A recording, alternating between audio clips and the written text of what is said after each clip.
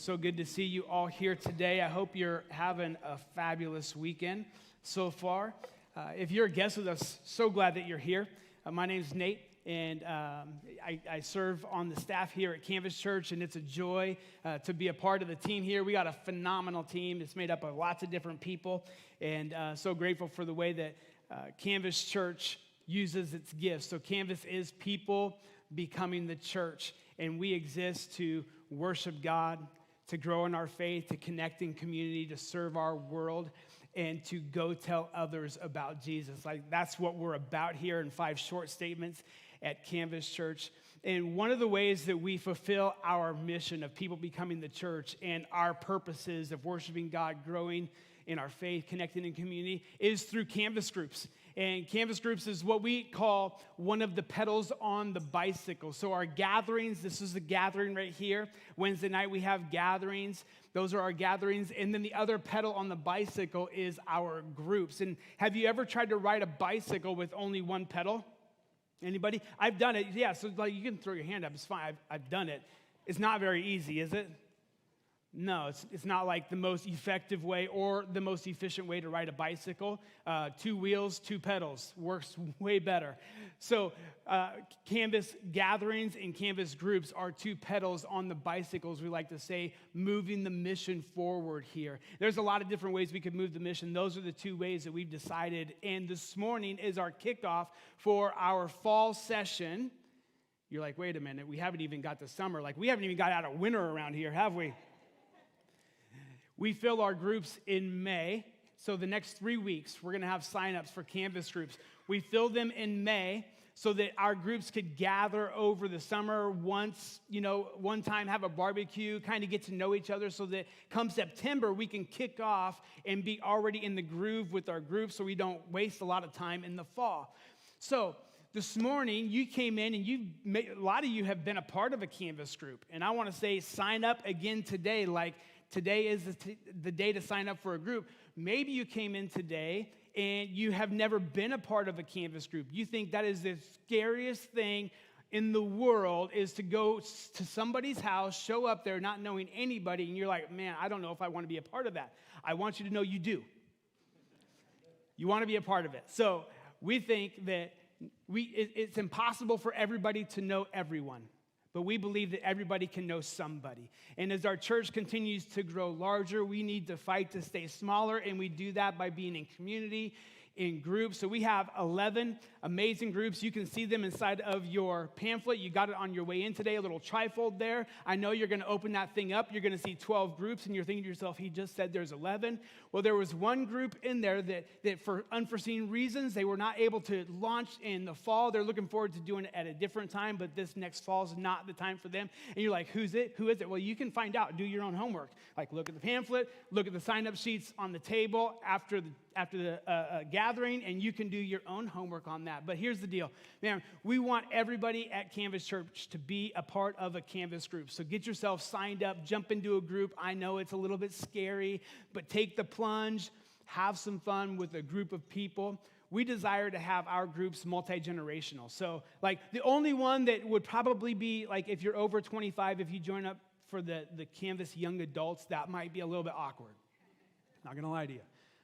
But every other group, like, no matter what, we want to fill them multi-generational. We believe that those who are further down the road than us have so much to offer, and those who are not quite as far down the road as us, they have so much to offer for a group. And when we come together and encourage one another in spiritual things, we think that's a beautiful picture of the church. So, after the gathering, rush out of here, out to the sign-up table, get yourself signed up for a Canvas group, and we will kick them off in the fall. And that's another nice thing about signing up now is it's like, you can sign up now and there's some time, It's like you don't have to make a payment on this thing until like sometime in the summer. So we're good to go, all right? So sign up now, pay later. I'm excited to jump into the scriptures this morning and walk our way through another part of our Exodus series. This has been such a fun journey so far, and we're just barely getting underway as we're working our way through Exodus, trying to see better who God is. Like, God reveals himself in such an intimate and powerful way through the book of Exodus. And our desire is just to really lean in and learn who God says he is. Because when we don't go to the scriptures to find out who God says he is, we're left to assume who God is. And whenever we assume, you know what happens, right? It's never good, right? I generally assume wrong when I'm left to make assumptions of my own. And Exodus really just begins to give us this very clear picture of this intimate God who wants to have relationship with us. And as I was preparing for today's message, I began to think about how so many different things in my life, like one situation prepared me for another situation. I had no idea that they were interlinked together until like you're in the midst of another situation. Like, wow, I learned something about this in this other season of my life. Anybody familiar with that? Yeah, in fact, in the sports world, they have recognized this concept, and they've used it to help athletes train better. It's called cross-training. Maybe you've heard of it. So like somebody who is an avid cyclist or like professional cyclist, in the off season from cycling, you'll see them in the swimming pool, and they'll be swimming. Like, pretty awesome, right? Or motocross guys. This is crazy, but motocross guys, their cross-training is they jump on rowing machines, or they'll go rowing out in the water. Pretty crazy, right? Like, who would have known that those two things cross over and transfer to one another? Like, the goal behind cross-training is whatever your discipline is, there's another discipline that will help supplement the deficiencies of this discipline. So you want to cross-train and you want to work all sorts of different muscles because there's something in this other discipline that will transfer into your discipline. And I was talking with Heidi's cousin. His name's Danny, and Danny's an orthopedic surgeon. And as he was going through orthopedic school, I think, doctor school or whatever, as he was going through that process, we were having a conversation, and he was telling me, he's like, so Danny grew up as a carpenter and cabinet maker's son, so his dad was a carpenter, and so I can totally relate with that. And he grew up on job sites and in his dad's shop, and like really good with his hands. And he said, it's amazing as I've worked my way through orthopedic school, how much crossover there is between what I learned as a kid in my dad's workshop or on the job site, and there is with like setting bones. He goes, it's phenomenal. It's like you want to be able to make sure things are straight. That's important in both worlds, apparently. He's like, you want to be able to set a screw like square on. You want the screw to go square into the bone. He's like, sometimes you'll see a doctor that's working. He's like, man, that screw isn't square. You want to straighten that thing up. And it was like, he says, there's so much crossover. Everything that I learned in my dad's shop, man, it works inside of my field. I was like, do you use like tight bond glue to glue these bones back together? Like, what are we doing here? And as he was sharing this with me, like armed with this new information that there's such crossover between these two trades, I decided that I'm just going to start my own practice. Yeah, I was like, hey, if I can build a deck, certainly I could set a femur. I feel completely competent in order to do this. So a couple of things on that. One is I'm going to start my own practice, so my calendar is pretty open. If you're in need, let me know. And then the other is I just feel like because there's so much crossover, I feel like I'm a doctor. So if you want to just call me Dr. Nate, that would be totally fine with me, and I'll know exactly what you're talking about. No, but we've all seen this crossover in our lives, haven't we? Where one situation prepares you for another situation. Like so often, it comes in unexpected ways as well. I remember as a student, I thought to myself often, like, what in the world am I going to school for? Like, none of this is going to transfer into my adult life. Like, I don't need to know this information that you're giving me. And what I didn't realize as a student was how much school was not just about the academics of school. Like, there was something to be learned about getting up in the morning, making yourself presentable for the day, like going out because people are waiting and expecting you to be there. Like, I had no idea that school was about that when I was a kid. I just thought to myself, what are we doing? Like, biology, horticulture? Who cares? Like, who cares? And this weekend, I found myself building a structure and using geometry. And it's funny because the people that I'm building it for, they have a couple of teenagers. They both just finished their sophomore year. And the mom so used the illustration like all weekend long. At one point, I thought they're probably tired of hearing how much math is important because look at what you can do with math. Like, they probably don't care.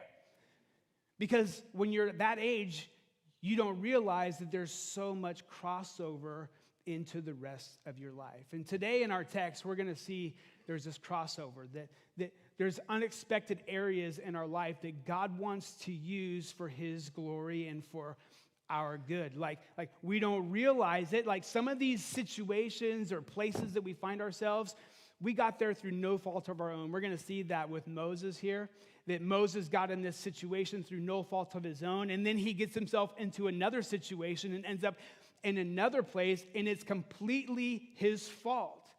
But here's the overarching truth around all of it is that God prepares us in unexpected places. God prepares us in unexpected places. In fact, I would propose this morning that God is preparing you right now for something, even if you don't know what that thing is. Like you are in preparation for what God wants to do in the future through you. So if you have a Bible, open to Exodus chapter 2. We're going to be looking at verses 11 through 22. And I know some of you, you're like opening your Bible, you're like, we are 5 parts into this thing, and we are not even through chapter 2 yet. And then you flip through, and you're like, there's a lot of chapters here. We're going to be here a long time. And you're right, we are. I promise, though, it will pick up speed as we go. Exodus chapter 2, verse 11, this is what it says. One day, when Moses had grown up, he went out to his people and looked on their burdens. He saw an Egyptian beating a Hebrew, one of his people. I want to pause there real quick because maybe you're here and you're not familiar with the story that we're walking through, and I don't want to assume that you know what's going on. So the Hebrews are in Egypt. They're enslaved there, and this King Pharaoh doesn't like that they're growing and multiplying as a nation. He's afraid that they're going to, at some point, be large enough to take them over if they wanted, or if another army comes, that they would join forces with them and overthrow the Egyptian government. So he begins to oppress those people. One of the ways he oppresses them is by saying that he wants every male child to be thrown into the Nile River. You can keep the girls, he says, but I want all the male children to be thrown in the Nile to their death. And Moses' mom, she's like, I'm not going to do that. I'm going to, this child was born in the image and likeness of God. I will not throw him to his death. So she puts him in a basket, puts him in the Nile River. It seems as though in hopes that Pharaoh's daughter will find him. That's exactly what happens. Pharaoh's daughter takes pity on him and decides to adopt him into her house. So now you have a Hebrew who's being raised in an Egyptian house, and we pick up the story here. So he decides one day to go out to see his people, meaning he goes out of the Egyptian palace to go spend some time with his people, the Hebrews. Verse 12 says, he went to look on their burdens, and he saw an Egyptian beating a Hebrew, one of his people. Verse 12, he looked this way and that way, seeing no one, he struck down the Egyptian, and he hid him in the sand. When he went out the next day, behold, 2 Hebrews were struggling together. He said to the man in the wrong, why do you strike your companion? He answered, who made you prince and judge over us? Do you mean to kill me as you killed the Egyptian? Then Moses was afraid and thought, surely the thing is known. That cracks me up. Just a little context, Moses wrote the book of Exodus, and he wrote it a long time after this event happened. And even at this point in his life, when he's writing Exodus, he can't even tell you what he did. He murdered an Egyptian, and what does he describe it as? Surely the thing is known. The thing is, you killed somebody, Moses. Of course you should be afraid. Verse 15, when Pharaoh heard of it, he sought to kill Moses. But Moses fled from Pharaoh and stayed in the land of Midian. And he sat down by a well. Now the priests of Midian had 7 daughters, and they came and drew water and filled the troughs to water their father's flock.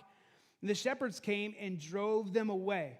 But Moses stood up and saved them and watered their flock. Saved them and watered their flock. Pretty impressive, right? Moses is pretty impressive. Like, just so you know, shepherds, they like beat off bears, lions, like anything that comes towards their flock. It's their job to like scatter them and to defeat them and to shoo them off so their flock doesn't get hurt. So now you've got Moses, just a single guy, hanging out by a well, standing up to multiple, at least 2, if not more, shepherds who were coming to shoo off these girls. So Moses, it shows us, is a pretty manly man. Like, he's got a lot of chivalry going for himself here. So he shoos them off and waters their flock.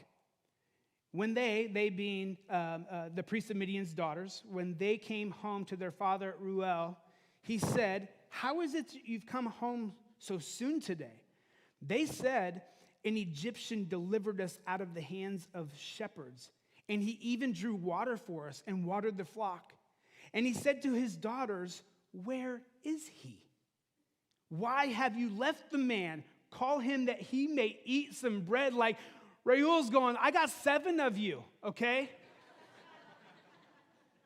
It's going to be a long time before you guys get married if you leave guys like that at the well. Haven't I raised you better than this? Like, this is a manly man who, like, he went to bat for you. Not only that, he watered the flock. You don't leave like guys like this at the well. You know what you do with them? You bring them home. Let daddy feed them. Once daddy feeds them, he's going to give one of you away to him, okay? So you go get him, bring him on back here because I got a plan for this man, right? He's a smart dad. He's a smart dad. Dads, you be looking out for good men who know how to take care of women, right? And you set up a meetup, all right? Figure this thing out. You ladies, check this out. You ladies, stop running after the shepherds, okay? Stop running after the shepherds. They just want to use you and abuse you, okay? You go after the guys like Moses, who's there to take care of you, to stand up for you, to protect you, right? Okay, that is a side note lesson that we learned from Moses right here. All right. So, they go off and get him. They come back and he eats some bread. And it says this, "And Moses was content to dwell with the man." It's as if Moses is like, I found my home. This is my lot in life. I'm going to put down roots here. And he gave Moses his daughter Zipporah. See, it worked out just like Reuel thought. And she gave birth to a son, and he called his name Gershom, for he said, "I have been a sojourner in a foreign land." I've been a sojourner in a foreign land. Like last week, we left off in Genesis chapter 2, verse 10. And where Moses is just a baby, and Pharaoh's daughter had just reached down, picked him up out of the water, drew him out of the water, and named him Moses. And then today we pick up in verse 11. In verse 11, all of a sudden it says, one day Moses had grown up. And we're missing, like there's a gap in information in between verse 10 and verse 11. Like, how grown up is Moses at this point? Is he grown up like I thought I was growing up, like 14 years old, I can take this world by storm, you know? Like, is he that kind of grown up? Like, how grown up is Moses? Well, it's amazing that in Acts chapter 7, Stephen, who is giving the speech, he fills in some gaps for us. In fact, I would encourage you at some point this week that you spend some time reading through Acts chapter 7 all on your own. It is a great synopsis of the life of Israel, like from Abraham and goes all the way through Moses. And in fact, it reaches all the way out and touches King David and King Solomon. Like Stephen, in a few short paragraphs, he encompasses a ton of ground in the life of Israel. Stephen, in fact, is probably the kind of pastor that you all want to have. Like, he can cover a lot of ground in a hurry, okay? And he does. He covers so much so he covers ground so quickly, and his speech is so poignant the people around him decide to stone him, and that's exactly what they do. Stephen is the first martyr that we find in the New Testament. And inside of his speech that he gives that ultimately leads to his death, we gain some really critical insight into this story that we're walking through in Exodus. So chapter 7, verse 20 of the book of Acts says this: "At this time Moses was born, and he was beautiful in God's sight. And he was brought up 3 months in his father's house. And when he was exposed, meaning when he was set out to die, Pharaoh's daughter adopted him and brought him up as her own son." And this is really important right here. "And Moses was instructed in all of the wisdom of the Egyptians, and he was mighty in his words and his deeds. And when he was 40 years old," see, I love that.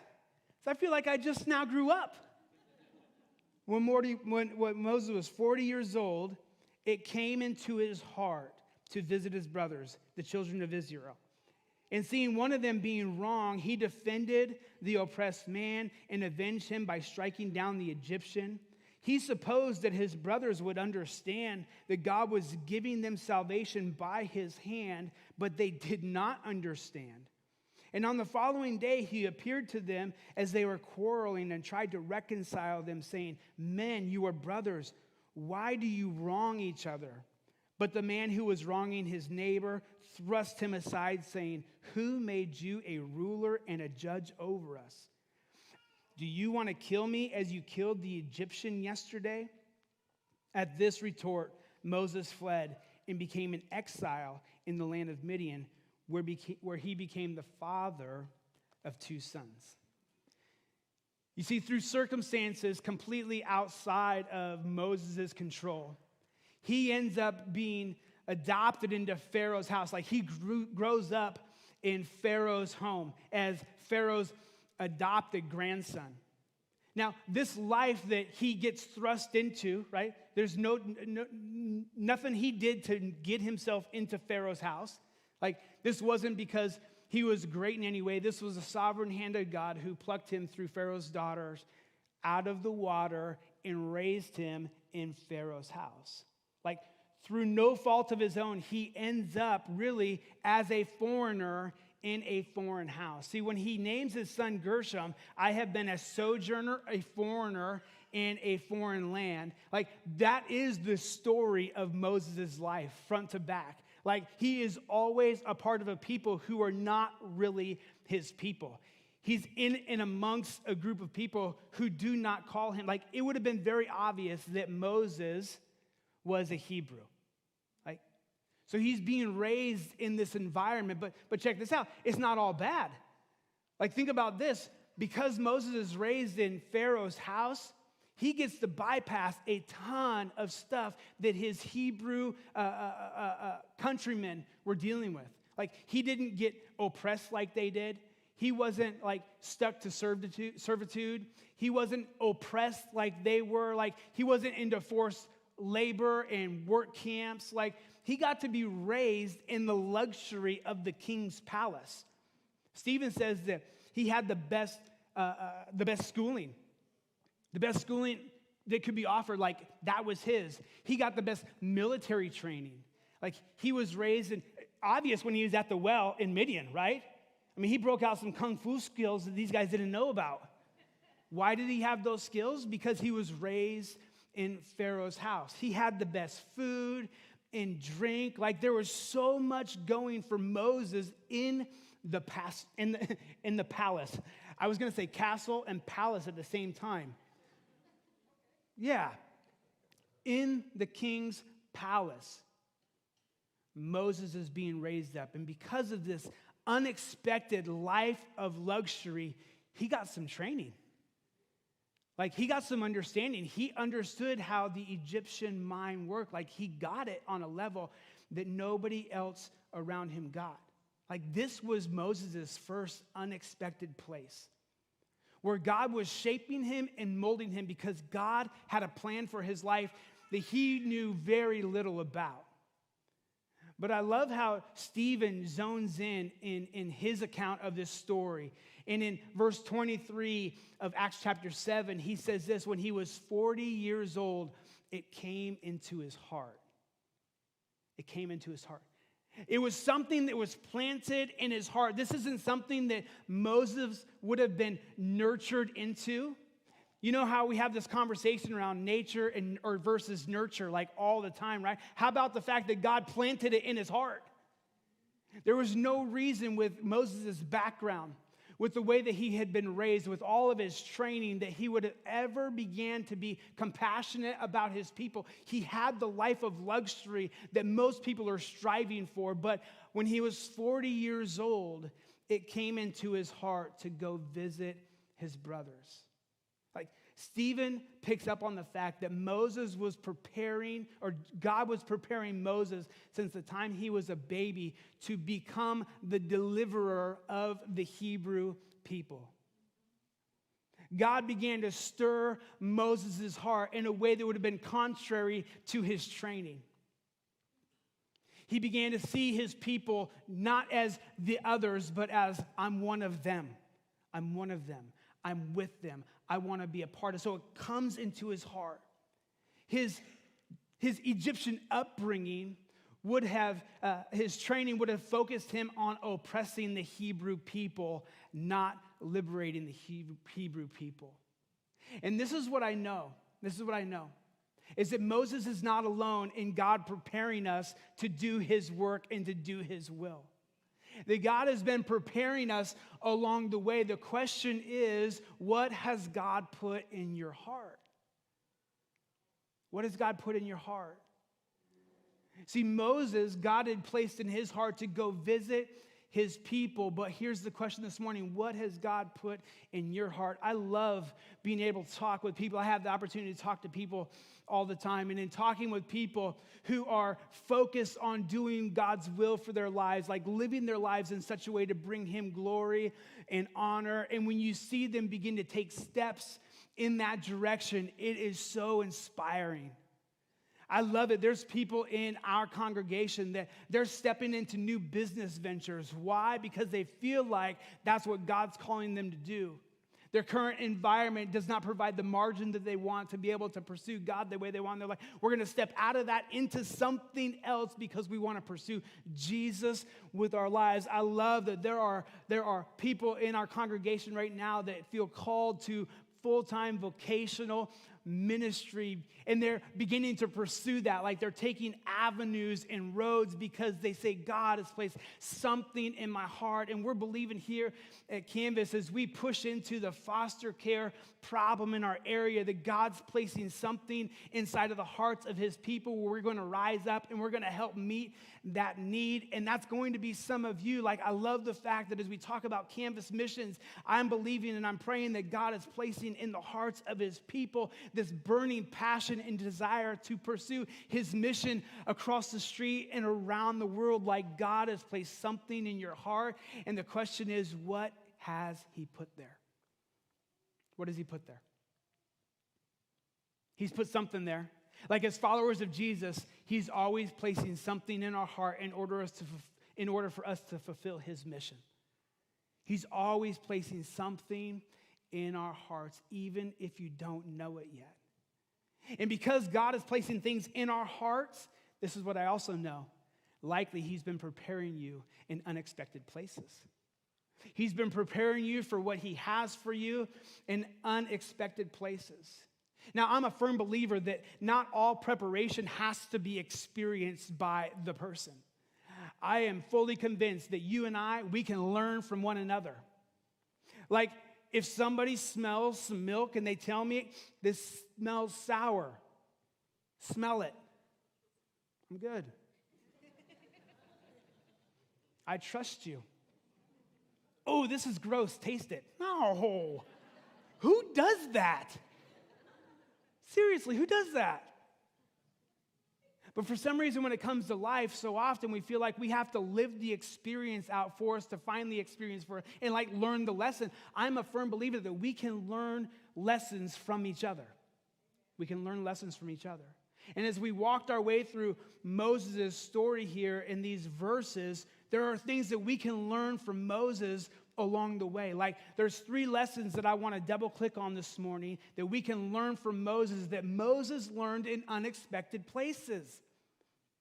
Again, Moses in Pharaoh's house, not of his own doing, completely out of his control. He grows up there. God's preparing him in that house.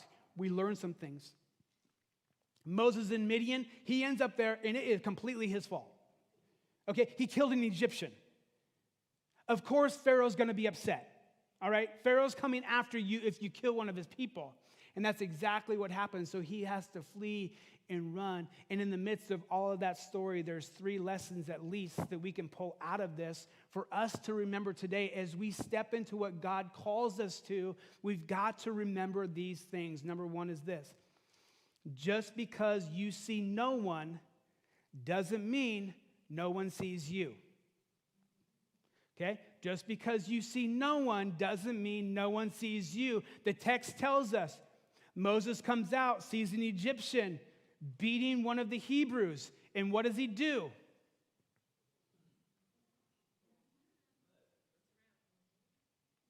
I don't see anybody. Wham! He kills the Egyptian. This is no small task. It says then he buried him. Have you ever tried to dig a hole in the sand? It's very difficult. 1 scoop out, 2 fall back in. 1 scoop out, 2 fall back in, right? Moses was there for a while, okay? This took some effort and some energy. This was premeditated. He gets there and he gets overwhelmed by anger. We're going to see Moses' anger stirred up at different times throughout this story. He gets overwhelmed with anger, and in a moment, he decides to take matters into his own hands, and he kills an Egyptian. Why does he kill the Egyptian? Because he thinks nobody can see him. Unless you're doing shady stuff, you don't have to look over your shoulders. It wasn't like Moses didn't I didn't know I wasn't supposed to kill the Egyptian. I thought it was fine. No, he looked around because he knew he was into some shady business. Can you imagine what his heart rate was doing when he's digging a hole in the sand, burying somebody he just killed? Brutal, right? Just because you see no one doesn't mean no one sees you. And I learned this lesson, 18 years old. I'm working at a car lot, Thomas Lincoln Mercury Nissan, and I'm there as a lot boy. So I wash cars. That's my job, is to wash cars. One of the perks of the job was when everything was done for the day and you were clocked out, you could bring your own car into the shop and you could wash it. And that was a sweet perk because I like to have a clean car. And I had a 1981 3-door Honda hatchback, and I wanted that baby looking good.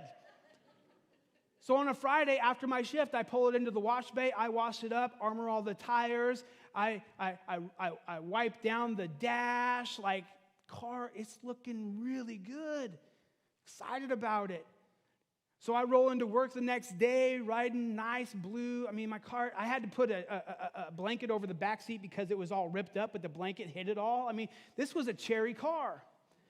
I go to work the next day, I go out to lunch, grab some McDonald's, I eat it in my car, I set it down inside of the passenger seat. That's a horrible idea. And then I go back to work, and then I get out at the end of the day, shop's all locked up, I get in my car, I can smell the McDonald's. I'm like, I gotta take care of this. But the shop was locked, so what did I do?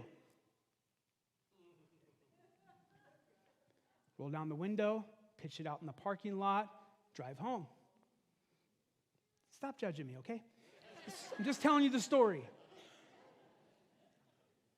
I come back the next day. I'm the second person on site. It had rained all night long, and Bob Hine meets me there. And as I get there, I see Bob Hine picking up McDonald's garbage. Can you believe it? Around the parking lot. And he's picking it up, and I park my car. He goes, "Hey, Nate, why don't you come give me a hand?" Okay. I'm thinking to myself, ooh. I walk over, and we're just picking up garbage together, and Bob, he's like in his mid-60s. He says words 26 years later I'll never forget, right? He says, "It's amazing what people will do when they think nobody's watching them." And I thought, where was he hiding? Where was he hiding at? Like, I looked over my shoulder. I didn't see anybody. But just because I didn't see anybody doesn't mean nobody saw me. And Bob saw me pitch that bag out the window in a very loving, kind, and caring way. He spoke some words into my life that has resonated with me ever since. Just because you don't see anyone doesn't mean nobody sees you. And check this out, people are watching us all the time. And what God has placed in your heart, you can derail by pretending like nobody sees you. People are watching us all the time. They're watching us. And now, that's not meant to make you paranoid. It is meant to make you aware, though. Like, people are watching. And there's a lost world that's watching the church and seeing how they respond to situations, wondering, do they really believe what they say they believe? They're watching us all the time. People are watching. Another lesson that we can learn from Moses is the right thing at the wrong time in the wrong way is still the wrong thing. See, God had placed something in his heart, but it wasn't go time yet. It wasn't time for Moses to act. It was time for that thing to stir in his heart because God was preparing him to be the liberator of the Hebrew people. The right thing at the wrong time and in the wrong way is still the wrong thing. God was preparing Moses, but Moses took matters into his own hands. He decided, I'm going to do what I think is best. I'm going to step out and do what I think is right. He got himself way out in front of things, right? The old proverbial, he put the cart before the horse. He put the cart way before the horse. Like, he got so far out in front of God. And don't we do that? And I think we do it for the same reasons that Moses did it. Like, we all have this problem. We are control freaks. We like to control the situation. We want to be the ones in control. And Moses, he wanted to control this situation. Like, this thing began to stir in his heart, and he decided to take matters into his own hands because he wanted to control the situation. We're all control freaks. In fact, Martin Luther talked about how every other sin you could drill back down. Every other sin you could take it all the way back to breaking the first commandment, having other gods before Yahweh. Like, every sin in our life is a sin of idolatry, putting something else before God. And then Timothy Keller, in his book, Counterfeit God, he drilled a little bit deeper on that concept, and he broke down this idolatry idea into 4 base-level idolatries, he said. Like, if you look at your life and your sinful pattern, you can drill down, and you'll end up at one of these 4 things, and one of those things is control. Another is comfort. Another is approval, a desire for approval, and the other is power. Like, we either want to control the situation, we want to have power over it, we want to be comforted by it, or we want the approval of others. And we can drill all of our base level desires, Keller argues, down to one of those 4 things. And right here we find Moses' desire to control things. And you and I are in the same boat. We want to take matters into our own hands. Matt Chandler, pastor and author, he said it like this: we are either trusting God or we're trying to be him. Like, we're either trusting God or we're trying to be him. And if you rewind the film all the way back to Genesis chapter 3, that's exactly what happened in the first garden with Adam and Eve. They desired to be God. Anytime we take control of the situation into our own hands, what we're doing is saying, God, I know better than you do. I want to control this situation. I have the right method, right? Like, I know what's best. I'm going to take it from here. But here's the thing. The right thing at the wrong time and in the wrong way is still the wrong thing, no matter how you try to rationalize it. It's still the wrong thing. So Moses, instead of submitting himself to God, he went out on his own. And I would submit the lesson that we can learn from that this morning is to submit ourselves to God. God, you're stirring something in my heart. Keep leaning into that. Keep asking questions about that. Say, God, I want to know what's the right timing. How do you want me to do this thing? Like you might be stirring this in me right now, God, but what does this mean? Like, if you ask God those questions, he will answer. He'll answer. He's going to make his will known to you, so you don't have to take control yourself. you can trust him. And number 3 is this: humility is required. If you're going to step into what God has called you to in your life, humility is required. And there's one of 2 ways this will go down. You will either be humble or you will be humbled. Like there's no other option.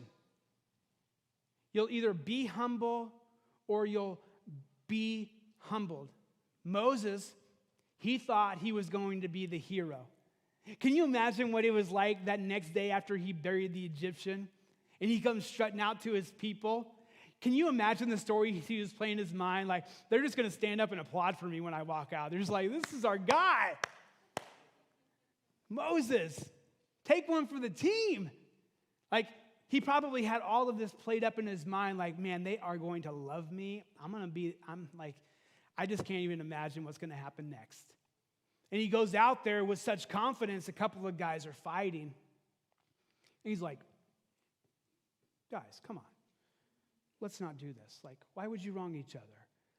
And instead of being applauded, he's like, who are you? Like, who do you think you are? You think you get to step out of that palace down in here with us and think that you can tell us what to do? Like, one of the Hebrews, he played the good old, you're not my boss. You know, remember when your parents left you at home together with the siblings, and one of the siblings decided they're going to take control and take charge and tell everybody what to do? And what was our response? You're not my boss. Please. That's exactly what happens. He's like, are you going to kill me like you killed the Egyptian? And Moses is like, oh, no. The thing. That thing, people know. And he has to take off out of town. So not only was he a sojourner in a foreign land called Egypt, in the king's castle, but now he's on the run to a town called Midian, all alone, all by himself, right? He thought he was going to be the hero, but he ends up becoming the zero, which then Midian becomes the next unexpected place where God continues to prepare him for what he's going to do with him. And it's here in this story that we get another picture of Jesus. And it's important for us to find Jesus all along the way because the scriptures are one unified story that lead to Jesus. And it's here we get this picture of Jesus as well. The difference is Jesus willingly humbled himself. Moses was humbled because he had to run. Jesus stepped out of luxury, eternity, everything he wanted. It says he did not consider equality with God something to hold on to or to grasp onto. So what did he do? He laid it down. This is Philippians chapter 2. He laid it down willingly, and he set it aside so that he could come and become one of us, humbling himself to death, even death on the cross. See, you'll either humble yourself or you'll be humbled. Those are the two options. Moses had to be humbled in Midian. But if we're going to follow Jesus' footsteps, we can recognize we can lay ourselves down as well. We can humble ourselves. See, Moses lost his position of luxury. Jesus willingly laid his down. Moses was an outcast in a foreign land where God continued to prepare him to become Hebrews' liberator, the Hebrew people's liberator. Jesus Christ also was an outcast in a foreign land. When he stepped out of eternity and entered humanity, he became an outcast. He came to liberate humanity. And what did humanity do? Rejected him, cast him out. I'm so grateful that even though we cast him out, he still pursues us. And because he's still in pursuit of us, over 30 years ago, I found him and I surrendered my life to him. And maybe you're here this morning and your position is still one of casting Jesus out, relegating him to maybe a teacher or a prophet or a good man, but you haven't surrendered to him as Lord. This is an opportunity for you. Today is an opportunity for you to surrender your life to him, to no longer treat him as an outcast, but come underneath him as Lord and Savior and King. And when you do that, you have to humble yourselves. The only way we come into relationship with Christ is by humbling ourselves underneath his lordship and under his rule. That's the only way it can happen. Humility is required in order to do the things that God has called us to do. And you will either be humble or you will be humbled. There is no other option. If we could have the worship team come at this time. And as they come, I want you to think about this. Maybe you identify yourself as Moses in Pharaoh's house. Like you have all the luxury around you, everything is going well. But God has put something into your heart. God is calling you to do something. And again, maybe you don't even know what it is yet. In fact, I would say if you're sitting here this morning and you say, okay, Nate, if God's placed something in my heart, I don't know what that is yet, that's a perfect place to start. That you begin to spend time on a daily basis saying, God, what is it that you've put in my heart? What do you want from me? Like, why did you create me? Why do you have me here? Why am I at this workplace? Why am I in this neighborhood? Why did you give me the extended family you gave me? Like, what is my purpose, God? Would you point it out to me? It's a dangerous prayer. I'm convinced that when you start asking it, God's going to start answering it. God, why have you put me here? Maybe you're in Pharaoh's house and God's put something in your heart. This is what I say to you this morning. Trust him to see it through in his timing. You keep leaning into it. You keep praying about it. You keep talking to him about it and trust that he's going to align all of the parts so that you can fulfill his will. You can fulfill his will for your life. Or maybe you feel like Moses in Midian this morning. Like God placed something in your heart, but you took matters into your own hands, and now you find yourself in an area thinking to yourself, will I ever be able to accomplish what God called me to begin with? It's like you count yourself out. Well, we're going to learn here come next week. We're going to learn that even when we count ourselves out, God still counts us in. And although we may be in Midian, this unexpected place of preparation, God has not abandoned you in Midian. God has not left you there. God has not said that because you took matters into your own hands, I'll have nothing to do with you. No, he says, I'll meet you in Midian. I'll prepare you because I still have plans for your life. So if you're wondering, can God use me? Does God still want me? Am I still valuable? You need to know that God can and that God uses unexpected places to prepare us for what he's called us to. So I got 3 takeaways for you this morning, and then we're going to stand to our feet. The band's going to play, and it's a perfect opportunity for us to begin to process. God, what have you called me to? What have you placed in my heart? But before that, here's number 1 takeaway. First takeaway is this. Take time to answer this question. What has God put in my heart? What has God put in my heart? For some of you, you know it. It's time to pray, God, give me boldness and courage to take the next step. Some of you don't know it. Now's the time to start asking the question. Number 2 is this. Identify the lessons you need to learn from these verses. Like identify. What is it for you? Are you a control freak? Is it you need to be humbled? What is it? Are you doing shady stuff that you need to stop doing? Like, what lesson do you need to lean into this morning? I can't answer that for you. You can answer it for yourself, but you've got to identify the lesson so that you can learn from it and do something about it. And the third takeaway is simple. Read chapter 2, verses 22 through 25, because that's where we're going to be at next week. Would you stand to your feet this morning? I want to pray for you, and then the band's going to play. And as the band plays, as is often, week after week, there's going to be some people on each side here. And if you need prayer this morning, they would love to pray with you. Don't leave this place without spending some time. If you need prayer, come on down, and they would love to pray with you. And if you're here and you've never responded to the gospel by surrendering your life to Jesus, but you want to today, I'd love to have a conversation with you about that. I'm going to be right up here in the front. Just make your way down and have a conversation. Or have a conversation with whoever brought you. They can lead you to Jesus. Let them know, I want to surrender my life to Jesus, and they will have a conversation with you.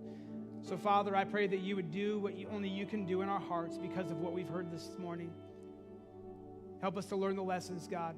Stir our hearts for whatever it is you've called us to. In your name, Jesus, amen.